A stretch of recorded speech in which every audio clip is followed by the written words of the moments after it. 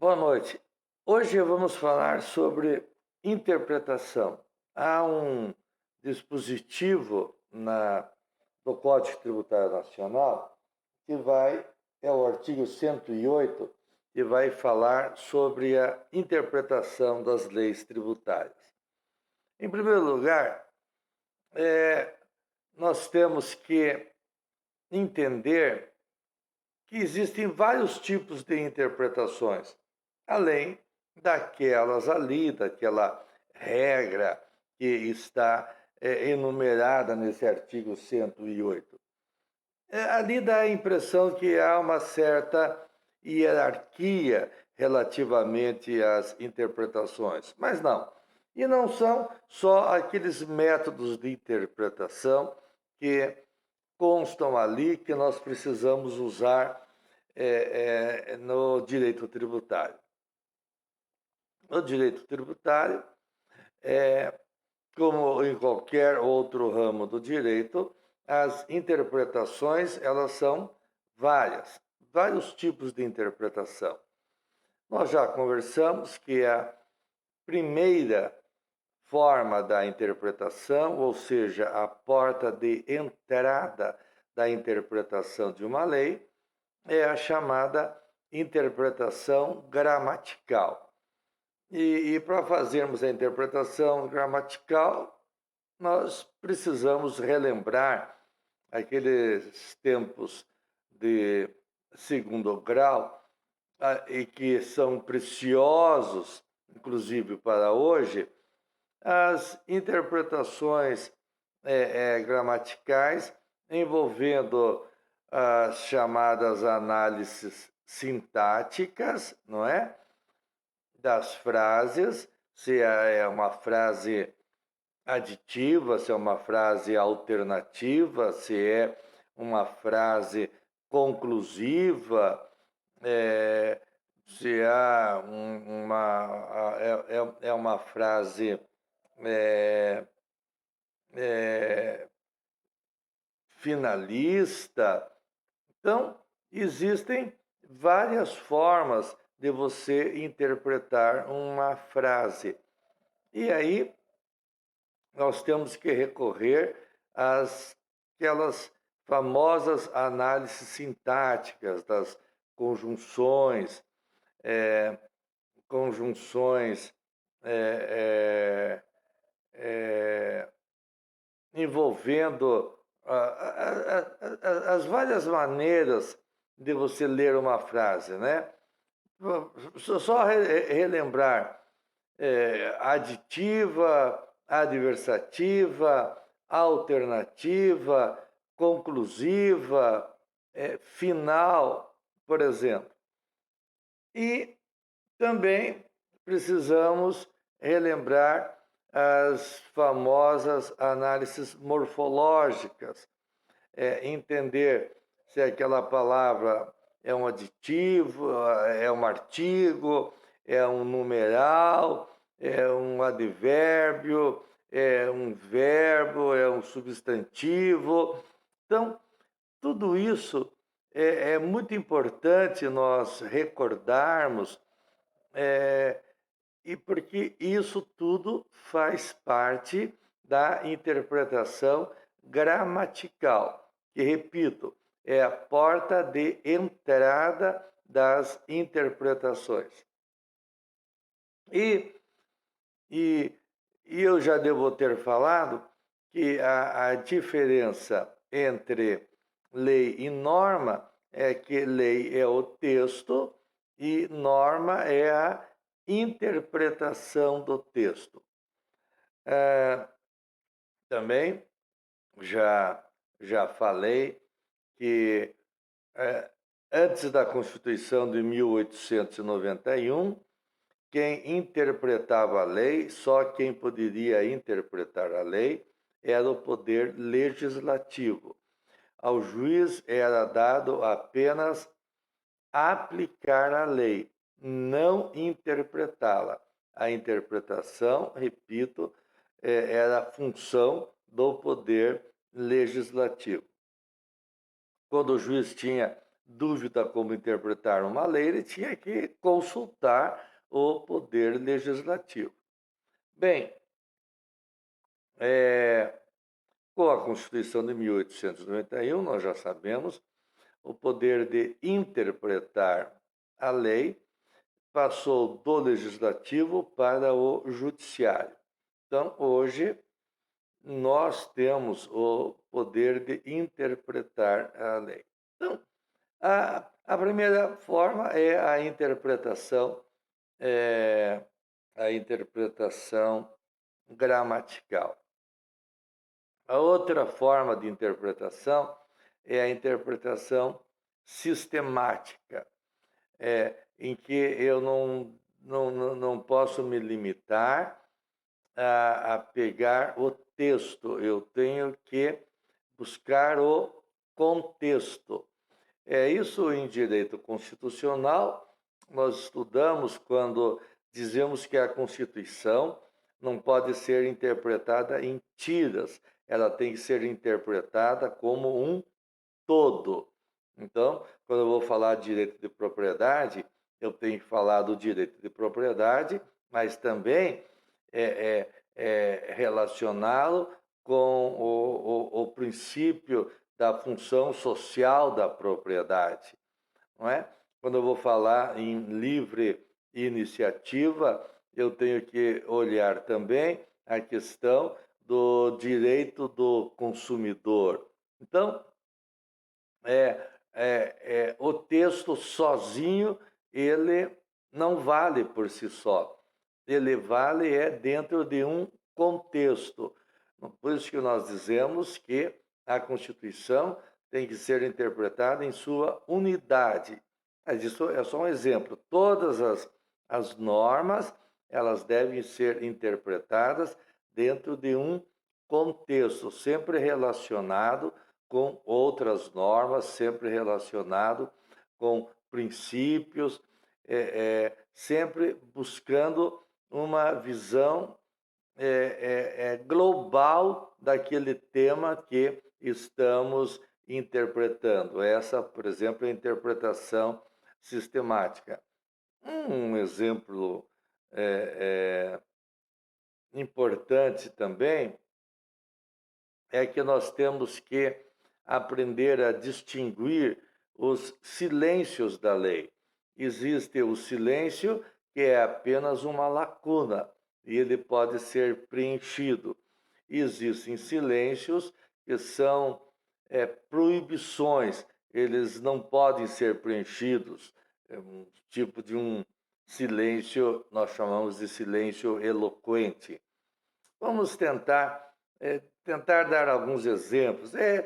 Essa questão de união estável entre pessoas do mesmo sexo, vamos lá, no artigo que fala da união estável, vai dizer que é a união estável entre homem e mulher. Bem, então daí, se eu lesse apenas gramaticalmente, ia dizer que a Constituição veda a união estável entre pessoas do mesmo sexo. Porém, eu vou na mesma Constituição, lá nos seus fundamentos, e leio que não pode haver discriminação de raça, de credo, de sexo. Então, daí, através desta interpretação, no caso sistemática, eu acabo estendendo aquela união estável para também pessoas do mesmo sexo. Esse é um exemplo apenas de uma interpretação sistemática em que não há um silêncio eloquente, ou seja, não há uma proibição. Um silêncio eloquente onde há uma proibição por exemplo, quando eu pego a DIN e vai dizer cabe a DIN de lei federal e lei estadual.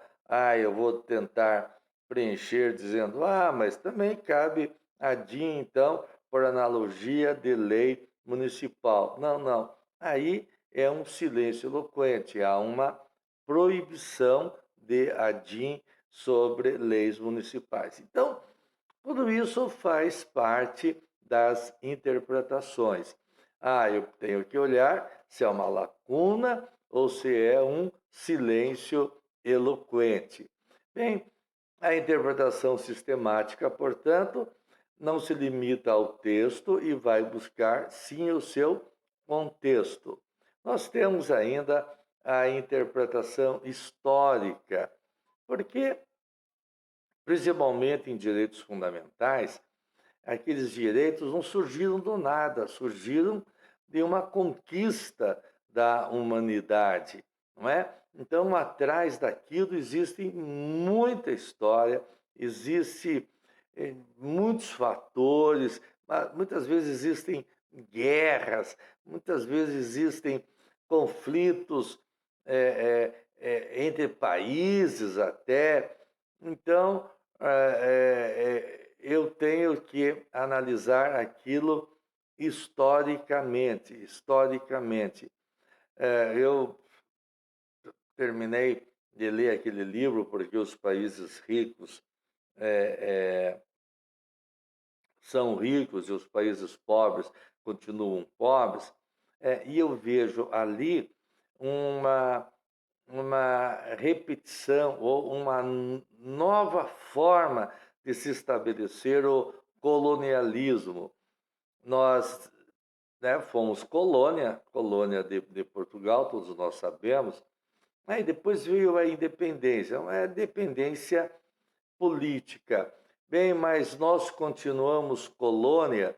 Muitas vezes nós continuamos, apesar da nossa independência política, continuamos a ser colônia, mas daí colônia num outro aspecto, um colonialismo econômico, não é? Uma dependência de outros países, economicamente falando. Bem, isso aí são desafios também para o direito tributário, não é? Como o direito tributário pode lidar e pode ajudar o Brasil a deixar de ser uma colônia econômica.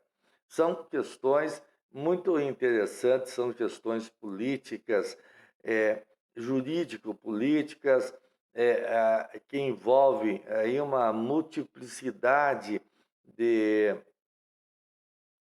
ramos do direito, direito constitucional, direito tributário, economia, finanças, exportações, importações. Então, tudo isso faz parte de também um sistema e de uma interpretação histórica. Nós temos várias constituições. Quando nós vamos estudar direito constitucional, nós devemos conhecer não só a Constituição de 1988, temos que ir lá na Constituição de 1824, da 1891, da 1934, de 37, de 46, de 67, da emenda constitucional número 69, daqueles atos institucionais que nós conhecemos e, lógico, a Constituição de 1988. Aí, então, nós temos esse tipo de interpretação que é também a chamada interpretação histórica. Além disso, nós temos a interpretação chamada alográfica. E isso não tem tanto a ver com a expressão sintática das palavras, mas a expressão semântica das palavras, aqueles significados que alteram. A palavra continua a mesma, mas o significado daquela palavra muda muitas vezes de uma forma radical, não é?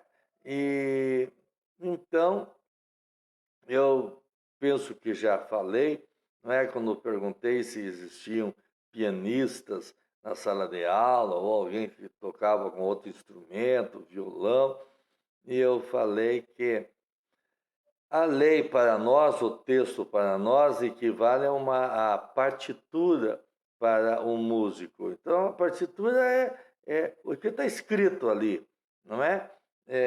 Aquelas bolinhas ali são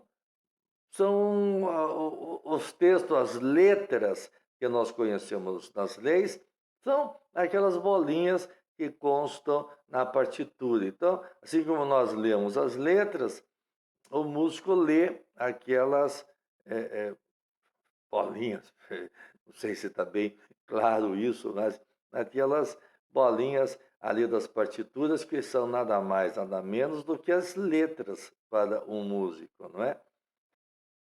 E nós sabemos que determinados músicos interpretam muito bem uma música e outros músicos interpretam de uma maneira sofrível. E é a mesma partitura. Então, depende, para uma boa interpretação, de muito exercício, né? De muito treino. E a mesma coisa acontece conosco. As interpretações elas requerem muito exercício, muita leitura. Dizem até que para você começar a entender um texto de lei, vamos imaginar, para entender a Constituição, você precisa lê-la no mínimo 17 vezes para começar a ter uma visão global. Assim como um músico, para executar uma peça, não vai chegar e já executar de plano. Vai tentar, vai tocar uma vez, tocar a segunda, a terceira, várias vezes, até que saia uma boa interpretação, não é? E aí também nós temos a interpretação de direito comparado. A interpretação de direito comparado, ela vai dizer que, principalmente em direitos fundamentais são direitos universais. E a nossa Constituição, por exemplo, ela foi escrita e na sua história, para a sua composição, foram consultadas 39 outras constituições. Mas são consideradas nossas constituições mães a Constituição portuguesa e a Constituição espanhola. Mas não é só essa, né? Nós fomos buscar fundamentos na Constituição alemã, na Constituição dos Estados Unidos, na Constituição da Tcheco, na época Tchecoslováquia, hoje está separado a Tcheco e a Eslováquia, né? na Constituição italiana e muitas outras constituições. Eu já digo, são 39 constituições onde nós fomos buscar os fundamentos para escrever a nossa Constituição. Então, essa interpretação de direito comparado também ela é muito importante para enriquecer as nossas interpretações.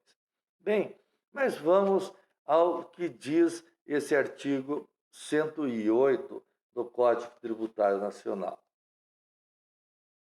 Na ausência de disposição expressa, a autoridade competente para aplicar a legislação tributária utilizará sucessivamente na ordem indicada. Não tem essa hierarquia. Não tem. Em primeiro lugar, essa ordem aqui que vai indicar, ela é um detalhe assim específico, mas as interpretações, a interpretação começa, como eu já falei, através desses vários métodos, gramatical, sistemático, histórico. Esqueci de falar do teleológico. Teleológico, ele vai buscar a finalidade da lei. Lá já na Constituição de 1824, diz que aquela lei que não tem uma finalidade social não é lei. Então, aí nós temos que buscar o aspecto teleológico. Qual é a finalidade daquela lei?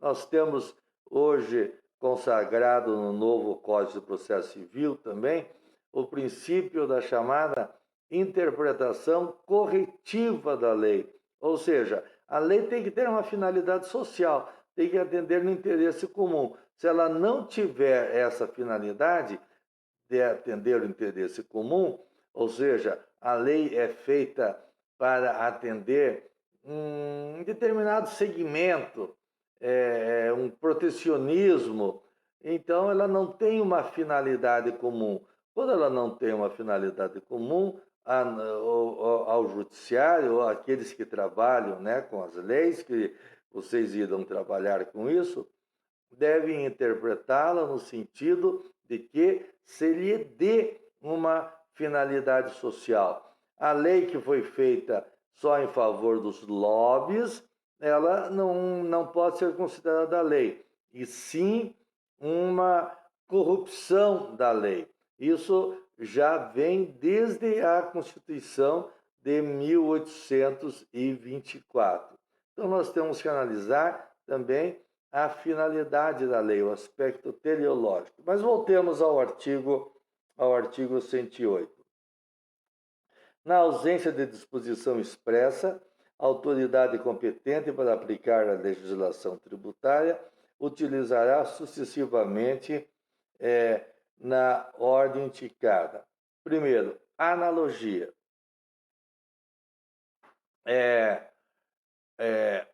Nós estudamos no princípio da legalidade que, em direito tributário, não se admite a analogia para se criar um tributo. Falamos do princípio da legalidade, legalidade em sentido estrito, que, tal qual o direito penal, o direito tributário, para a criação de tributo, né, para a majoração de tributo, não se admite a analogia, pelo princípio, portanto, da legalidade em sentido estrito. Mas aqui o artigo 108 já começa falando em analogia. Mas nós vamos verificar lá no parágrafo 1º, que vai dizer: o emprego da analogia não poderá resultar na exigência de tributo não previsto em lei. Tá bom, então tudo bem. Eu posso interpretar por analogia algumas leis tributárias, sim, mas não leis tributárias que instituam tributos, que venham inserir tributos. Aí não se admite a analogia. Se admite para outras situações, não é? Relativamente às obrigações acessórias, pode-se admitir analogia, mas não em relação à obrigação principal. Em relação à obrigação principal, que é de pagar o tributo, não se admite a analogia relativamente à possibilidade de se cobrar tributo por analogia. Isso não é permitido. Aí vai falar os princípios gerais de direito tributário. Bem, os princípios gerais de direito tributário são aqueles princípios específicos que nós já estudamos, a legalidade em sentido estrito, não é? A capacidade contributiva, o princípio da anterioridade, o princípio da nonagesimal, o princípio da igualdade tributária, o princípio da generalidade, o princípio da vedação de utilização do tributo com efeito de confisco, o princípio da não limitação ao tráfico de pessoas e bens, o princípio também são as imunidades genéricas, imunidades específicas. Esses são os chamados princípios específicos de direito tributário. Porém, além desses princípios aqui do inciso 2º, que fala os princípios gerais de direito tributário, que são esses, nós temos também os chamados princípios gerais de direito público, que também têm que ser aplicados. Entre os princípios gerais de direito público, nós temos o princípio da segurança jurídica, o princípio da dignidade da pessoa humana, o princípio da isonomia, não é? O tratamento igual daqueles que são economicamente iguais, mas desigual quando são economicamente diferentes. Esse princípio da isonomia se relaciona também com o princípio específico de direito tributário, que é da chamada igualdade material, que nós já estudamos, não é? O princípio da moralidade, o princípio da função social da propriedade. Então, o princípio federativo, não é? Que se divide os tributos entre federais, estaduais, municipais, o princípio também da autonomia municipal. Então, esses são os chamados princípios gerais do direito. Então, temos os princípios de direito tributário, gerais de direito tributário, e os princípios gerais de direito público que nós falamos, acabamos de falar. E, finalmente, tem o princípio da equidade. Relativamente à equidade, a história da equidade é muito longa, ela vem desde lá de Aristóteles, né? E depois foi se restringindo a aplicação do princípio da equidade, foi se proibindo a aplicação do princípio da equidade. Porém, hoje, pela nossa nova Constituição de 88, nós temos uma nova versão do princípio da equidade, que é o princípio da razoabilidade, o que nós chamávamos anteriormente de princípio da equidade. Hoje, nós falamos o princípio da razoabilidade. Por isso, aqui nós temos que ler com cuidado esse parágrafo 2º do artigo 108, que ele vai dizer: o emprego da equidade não poderá resultar na dispensa do pagamento do tributo devido. Aí nós temos que refletir melhor a respeito desse parágrafo, porque o princípio da razoabilidade, ele também está relacionado com o princípio da vedação do confisco. Então, olharmos quando a norma não é razoável, não atende o princípio da proporcionalidade.